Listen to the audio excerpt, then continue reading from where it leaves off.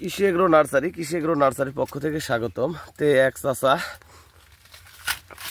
জমি আগাছা দমন করতেছে এবং মোরা ডাগুর ভেঙে ফেলতেছে। তে চাচার সাথে কিছু আলোচনা করব। ডাগুর কেন ভাঙতেছে কাকা? ডাগুর কেন ভাঙতেছেন? এই যে এখানে আনেন, এই যে এই জন্য ভাঙতেছে ডাগুর, এই জন্য ডাগুর ভাঙতেছে। এইটা ডাগুরের ভিতরে ঢুকেছে, এই যে এটা বার করে দিলাম বড় হবে। হ্যাঁ, এই যে হ্যাঁ, পরিষ্কার জিনিস। তার মানে এই যে ডাগুরটার জন্য লতিটা বাড়ে কম, আটকে ছিল, এই কারণে ডাগুর ভাঙি। এটা সুন্দর দেখা দেবো, আরেকটা দেখাবো। দেখতে পাচ্ছেন, আরেকটা পাই।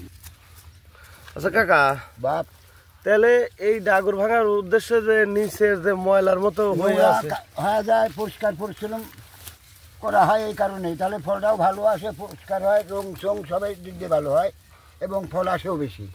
আচ্ছা কাকা, বাপ এই লতি কতদিন পর পর কাটেন জমিতে, মানে আনুমানিক হিসাব? আনুমানিক 7 থেকে 8 দিন বা 10 দিন, আবার কাজের ফেরে 12 দিনও হয়ে যায়। নিয়ম তো 7 দিন পর পর কাটা। হ্যাঁ, ওইরকমই নিয়ম, তাছাড়া মাথায় হয়ে যায়। এখানে বড় প্রজেক্ট, এখানে কয় বিঘার প্রজেক্ট কাকা? এই 6 6.5 বিঘা হতে পারে। 6.5 বললাম কিন্তু আনুমানিক। আর এক সাইডে তো আর এক বিঘা ছিল, এই আপনাদের এই অপর সাইডে। হ্যাঁ, আরো আছে, এই মালিকের আরো আছে।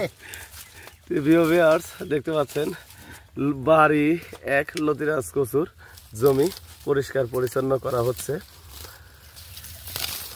তে আপনারা যদি লতিরাজ কচুর চাষাবাদ করতে চান তাহলে আমাদের সাথে যোগাযোগ করতে পারেন। আমরা বাংলাদেশের প্রতিটি জেলায় এই লতিরাজ কচুর চারা সেল দিয়ে থাকি।